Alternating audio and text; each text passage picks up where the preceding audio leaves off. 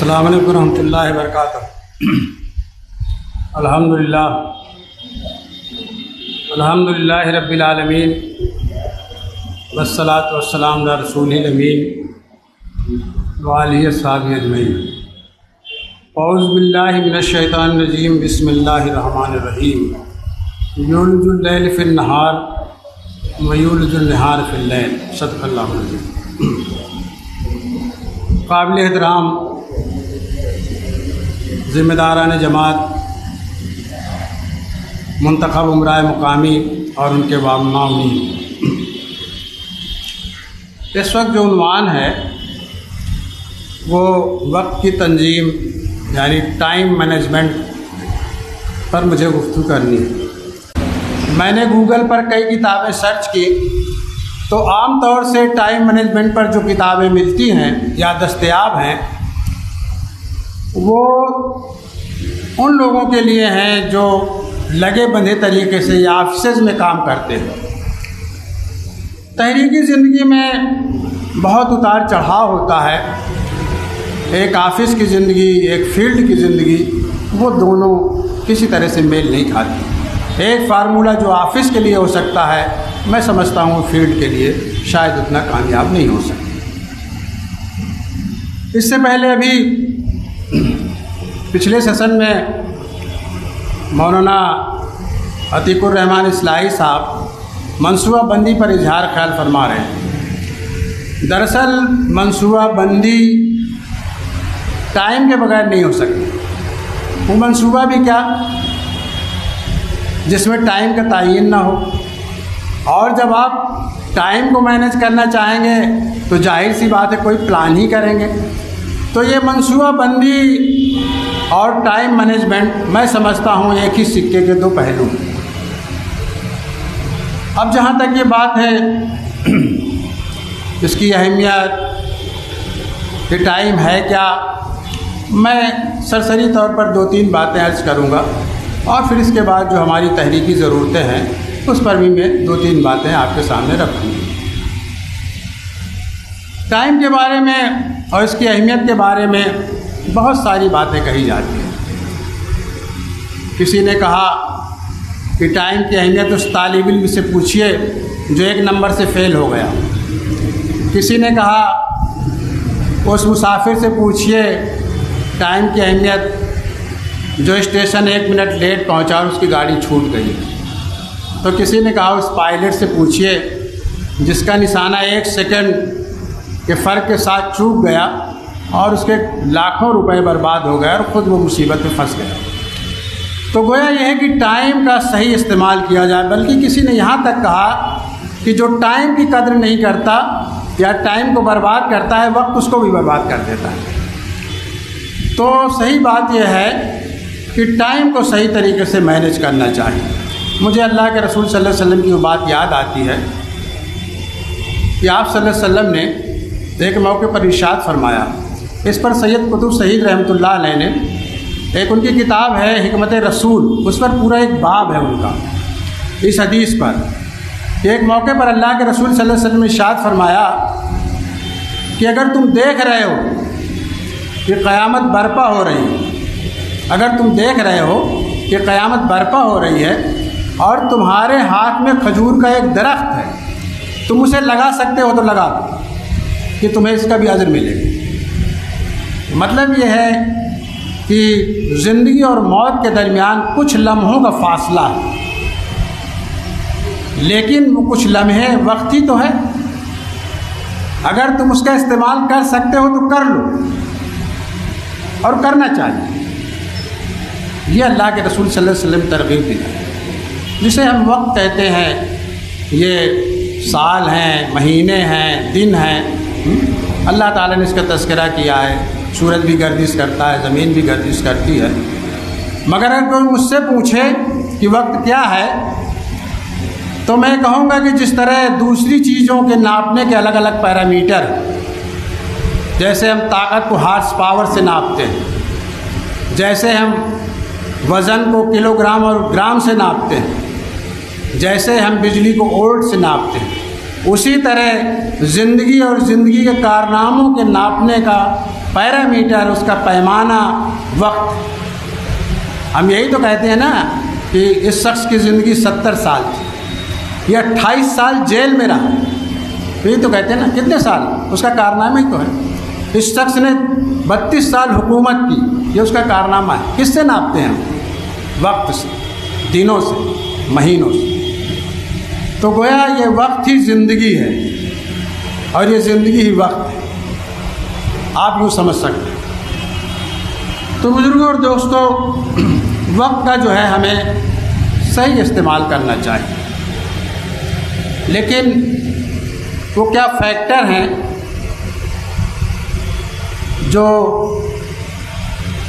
جن کو اگر بروئے کار نہ لایا جائے تو ہم وقت کا صحیح استعمال نہیں کر سکتے۔ ایک بات تو یہ ہے کہ اس کے لیے آمادگی ہونی چاہیے۔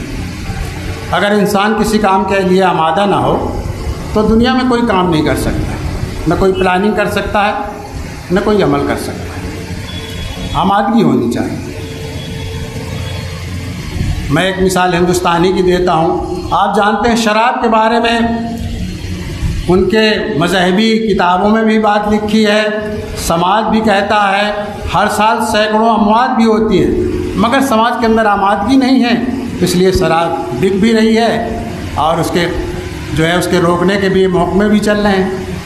تو دونوں چیزیں ساتھ ساتھ چل رہی ہیں۔ تو ایک تو ہے کہ آمادگی ہونی چاہیے، دوسری بات یہ ہے کہ عمل کرنے کے لیے آدمی جو ہے تیار رہے، اس کے لیے کوئی ہمارے پاس روڈ میپ ہونا چاہیے۔ روڈ میپ نہ ہو تو پھر آدمی جو ہے آگے نہیں بڑھ سکتا ہے۔ میں اپنے ہی رفقا کی مثال دیتا ہوں کہ کئی مقامی جماعتوں کو میرا دورہ ہوا، تو جب میں پوچھتا ہوں بھئی آپ کے پاس کوئی کارروائی رجسٹر ہے؟ نہیں ہے۔ آپ جو ہے آپ کے پاس بیت المال کا رکھ رکھاؤ، اس کا ماہانہ حساب کرتے ہیں، آپ چیک کرتے ہیں، تو شاید ہی کچھ جماعتیں کرتی ہیں۔ تو بہت ساری چیزیں ہیں جو ہماری پریکٹس میں نہیں ہیں، اور اس لیے نہیں ہے کہ ہمارے اندر آمادگی نہیں۔ تو آمادگی ہونی چاہیے۔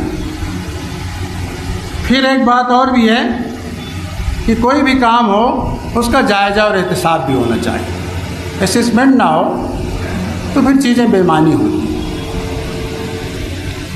اب یہ ہے کہ وقت کے صحیح استعمال کے لیے ہم کیا کریں؟ ایک تو یہ ہے کہ جو عام طور سے کتابوں میں ملتا ہے کہ بھائی صبح یہ کرنا چاہیے، شام کے کرنا چاہیے، دوپہر میں کرنا چاہیے، اس طرح تحریکی کام نہیں ہوا کرتے، بلکہ یہ ہے کہ ہمارے کچھ فوکس زون ہیں، کچھ ہماری ترجیحات ہیں، ان کو سامنے رکھ کر کے ہمیں پلان کرنا چاہیے۔ تو سب سے پہلی بات یہ ہے کہ ہمیں جس چیز کی سب سے زیادہ فکر کرنی چاہیے وہ ہمارا اپنا پرسنالٹی ڈیولپمنٹ ہے۔ ہم اپنے آپ کو تیار کریں۔ دنیا میں آپ دیکھیں ایک ٹیچر کو کلاس روم میں بھیجنے سے پہلے اس کو ٹریننگ دی جاتی ہے، آپ کو پڑھانا کیسے۔ ایک IAS جو کوالیفائی کر لیتا ہے ایگزام، اس کو بھی ٹرین کیا جاتا ہے کہ آپ کو کس طرح سے ایڈمنسٹریشن کو چلانا ہے۔ گویا ان کی پرسنالٹی کو ڈیولپ کیا جاتا ہے۔ آپ دیکھیں اللہ کے رسول صلی اللہ علیہ وسلم کی سیرت کا مطالعہ کریں، خود قرآن کو مطالعہ کریں۔ قرآن میں آپ کبھی دیکھیں سورہ مزمل، سورہ مدثر کا مطالعہ کریں، ابتدائی دور کی صورتیں ہیں۔ آپ صلی اللہ علیہ وسلم کو جن باتوں کی تعلیم دی گئی ہے وہ یہی تو ہے کہ اب آپ کو یہ کام انجام دینا ہے، اس کے لیے آپ کو یہ کام کرنے ہیں۔ قرآن کو خوب ٹھہر ٹھہر کے پڑھنا ہے۔ وقت بھی ہے، یہ بھی بتایا کس وقت میں کیا کام کرنا ہے اور کون سا کام کرنا ہے، یہ بھی بتایا۔ رات کے اٹھنا ہے، قرآن کی تلاوت کرنی ہے۔ پھر آپ کو کہا گیا کہ جو ہے آپ اللہ ہی کے ہو کر کے رہیے، جو یہ باتیں کرتے ہیں ان پہ صبر کیجئے، اپنے آپ کو پاک صاف رکھیے، طہارت اختیار کیجئے۔ آپ دونوں صورتوں کو ملا کر کے پڑھیے تو آپ صلی اللہ علیہ وسلم کو تیار کیا جا رہا ہے بڑے کام کے لیے۔ اب ہمارے امراء مقامی بھی تو اپنے مقام پر داعی بھی ہیں، مربی بھی ہیں اور اقامت دین کے علمبردار بھی ہیں، تو کیا ان کو اپنی پرسنالٹی ڈیولپ نہیں کرنی چاہیے؟ کیا ان کا اچھا قرآن کا مطالعہ نہیں ہونا چاہیے؟ کیا برننگ ایشوز پر ان کی نگاہ نہیں ہونی چاہیے؟ سماجیات پر اور یہاں کے بدلتے ہوئے حالات پر کیا انہیں غور نہیں کرنا چاہیے؟ تو یہ ہے کہ ہمیں سب سے زیادہ فوکس جو ہے اپنے پرسنالٹی ڈیولپمنٹ پر، ڈیلی کچھ نہ کچھ سیکھتے رہنا چاہیے، اپنے آپ کو آگے بڑھاتے رہنا چاہیے۔ اگر ہم اس ریس میں پیچھے رہ گئے تو پھر ہم سماج کو لیڈ نہیں کر سکتے۔ یہی بات جو ہے وہ قرآن بتاتا ہے۔ جیسے ہی کوئی مسئلہ پیش آتا ہے، اللہ کے رسول صلی اللہ علیہ وسلم کی جو ہے رہنمائی کی جاتی ہے، قرآن میں وہ آیتیں نازل ہوتی ہیں۔ تو ہمیں اس پہلو سے اپنے آپ کو تیار کرنا چاہیے۔ دوسری بات یہ ہے کہ ہمارے گھریلو معاملات پر بھی توجہ دینی چاہیے۔ دیکھیے ہمارے بہت سے رفقا ایسے بھی ہوتے ہیں جو گھریلو معاملات سے بالکل کٹ جاتے ہیں۔ ایسے لگتا ہے جیسے تحریکی کام کوئی الگ کام ہے اور گھریلو معاملات کچھ دوسرے کام ہیں۔ اس سے تحریک کا نقصان ہوتا ہے۔ مجھے جو ہمارے نائب امیر جماعت ہیں امین حسن صاحب کی یہ بات بہت اچھی لگتی ہے کہ انہوں نے ایک موقع پر یہ بات فرمائی کہ ہر رفیق کو کم سے کم ایک بار اپنے گھر والوں کے ساتھ بیٹھ کر کے کھانا ضرور کھانا چاہیے۔ سارے لوگ ایک بار جمع ہوں اور گھر کے تمام مسائل پر گفتگو، تمام مسائل پر ہم ان کے ساتھ دوستانہ رویہ اختیار کریں۔ اگر یہ ماحول ہم گھر کا نہیں بناتے تو دھیرے دھیرے وہ صرف ہم سے ہی دور نہیں ہوتے بلکہ وہ تحریک سے بھی دور ہوتے چلے جاتے اور پھر ان کی تربیت بھی نہیں کر سکتے۔ اور دیکھیے تربیت جسے ہم کہتے ہیں نا، ایسا نہیں کہ ہر وقت کتابیں پڑھانے کا نام ہے نا۔ اللہ کے رسول صلی اللہ علیہ وسلم کی سیرت کو دیکھیے آپ۔ ایک بچہ ہے آپ صلی اللہ علیہ وسلم کے ساتھ کھانے میں شریک، آپ صلی اللہ علیہ وسلم فرماتے ہیں بیٹا اللہ کا نام لے کر کے کھاؤ، بسم اللہ کہہ کے کھاؤ، بیٹا داہنے ہاتھ سے کھانا کھاؤ، بیٹا کھانے کو اپنی طرف سے کھاؤ۔ یہ تربیت ہی تو ہے۔ ایک موقع پر آپ صلی اللہ علیہ وسلم ایک بکری کا گوشت لاتے ہیں، حضرت عائشہ رضی اللہ تعالیٰ عنہ کے حوالے کرتے ہیں اور کہتے ہیں ان کو محلے میں تقسیم کرا دیں۔ تھوڑی دیر کے بعد آپ صلی اللہ علیہ وسلم گھر تشریف لاتے ہیں اور پوچھتے ہیں کہ کیا حال ہے، تو جواب دیتی ہیں کہ ایک ٹکڑے کے سوا سب تقسیم ہو گیا، کچھ نہیں بچا۔ تو آپ صلی اللہ علیہ وسلم فرماتے ہیں ایسا نہ کہو، بلکہ ایک ٹکڑے کے علاوہ ساری بکری بچ رہی۔ تو میں بتا رہا تھا کہ گھر میں اٹھتے بیٹھتے کسی کام کو کرتے ہوئے کیا آپ گھر والوں کی تربیت نہیں کر سکتے؟ اس کے لیے الگ سے کتاب لے کے بیٹھنا پڑے گا۔ ایک موقع پر حضرت عائشہ رضی اللہ عنہ جو ہے حضرت خدیجہ رضی اللہ تعالیٰ عنہ کے بارے میں کوئی بات فرما دیتی ہے تو آپ صلی اللہ علیہ وسلم فرماتے ہیں کہ تم نے ایسی بات کہی ہے کہ اگر اس بات کو سمندر میں ملا دیا جائے تو سمندر کڑوا ہو جائے۔ تو میں بتا رہا تھا کہ گھر والوں سے ہم الگ رہ کر کے تحریک کا کوئی بہت بڑا کام نہیں کر سکتے، اور یہ بات تو ہمارے منصوبے میں درج ہے کہ کم سے کم گھر کے ایک فرد کو تیار کرنا چاہیے، گھریلو اجتماعات کرنے چاہیے۔ تو دوسرا فوکس زون جو ہے ہمارا خود گھر ہے، اور تیسری بات جو ہے یہ ہمارا سماج ہے۔ اس سماج سے ہمیں کٹ کر کے نہیں رہنا چاہیے، ہم اسی سماج کا حصہ ہیں، اسی سماج میں ہمیں کام کو انجام دینا ہے۔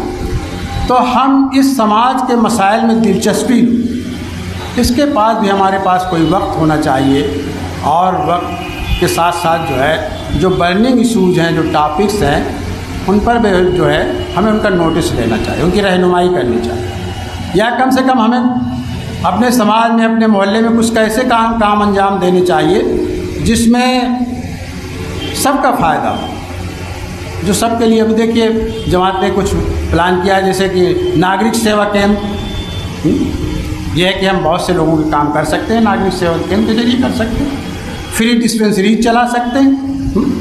تو اس طرح کے کوئی کام جو ہمیں آئیڈینٹیفائی کر کے کم سے کم اپنے محلے میں، اپنی جماعت کے دائرے میں ضرور کرنا چاہیے، جس سے سماج جڑے۔ سماج کیوں ہمارے پاس آئے، لوگ ہمارے پاس کیوں آئے؟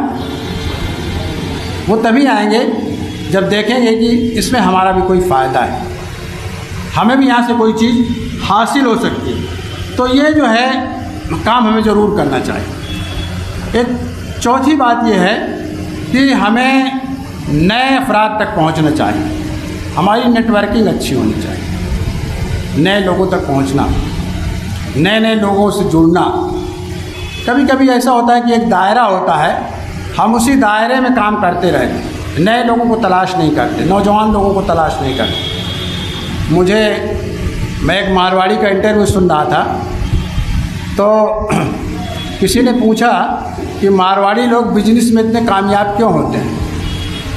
تو اس نے جواب دیا کہ ہم یہ نہیں دیکھتے بزنس میں کہ ہمیں پروفٹ کتنا ہو رہا ہے، بلکہ ہم یہ دیکھتے ہیں کہ کتنے گراہکوں تک ہم پہنچ رہے ہیں، ہماری ریچ کتنے لوگوں تک۔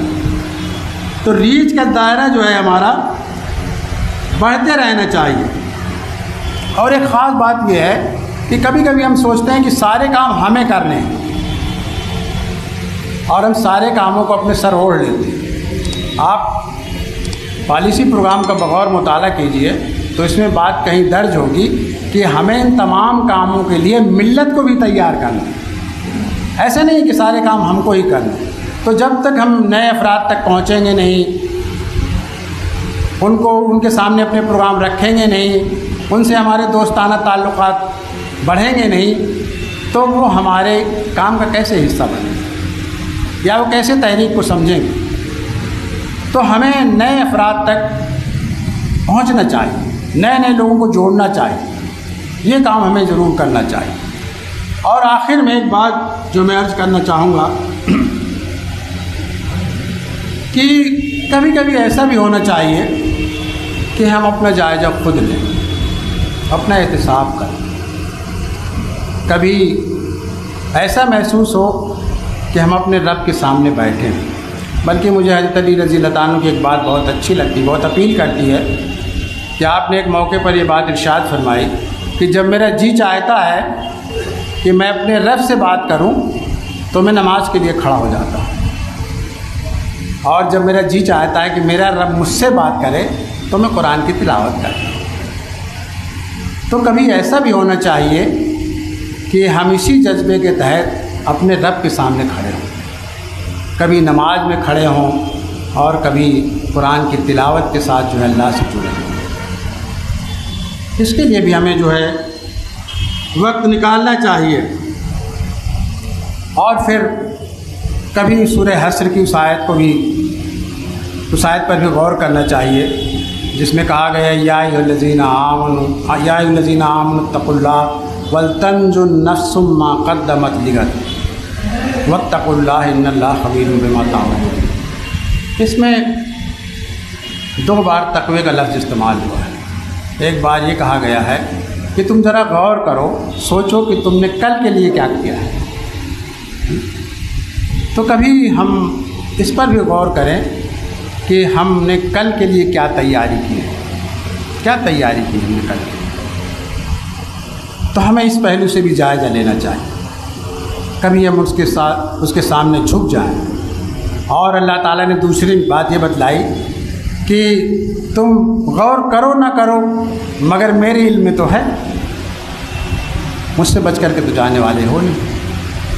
تو کبھی کبھی جو ہے ہمیں اس پہلو سے بھی اپنا جائزہ لینا چاہیے، کب ہم رات کے اٹھتے ہیں، کب اس کے حضور جھکتے ہیں۔ ایک موقع پر اللہ کے رسول صلی اللہ علیہ وسلم نے ارشاد فرمایا کہ مجھے 2 قطرے بہت پسند ہیں، 2 قطرے اور 2 نشان بہت پسند ہیں۔ لوگوں نے پوچھا وہ کیا ہیں، تو آپ صلی اللہ علیہ وسلم نے فرمایا کہ ایک قطرہ وہ جب بندہ مومن رات کی تنہائی میں اللہ کے سامنے رو پڑے، اس کی آنکھوں سے آنسو نکلے، وہ قطرہ مجھے بہت پسند ہے۔